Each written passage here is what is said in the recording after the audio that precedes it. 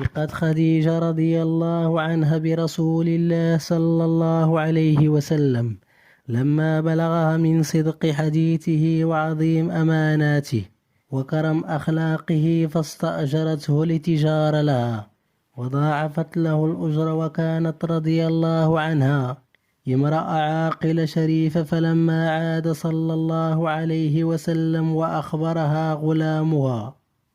عن حميد صفاته دعته عليه الصلاة والسلام وقالت له إني راغبة فيك لقرابتك مني وشرافك في قومك وأمانتك عندهم وحسن خلقك وصدق حديثك. ثم عرضت عليه نفسها، فلما تزاوجها كان مثال الزوج الصالح،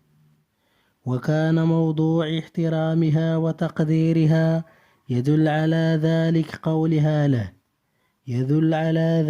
قولها له بعد نزول الوحي، وهي تهدئ روعه: والله لا يخزيك الله أبدا، إنك لتصل الرحم وتحمل الكيل وتكسب المعدوم وتقري الضيف وتعين على نوائب الحق.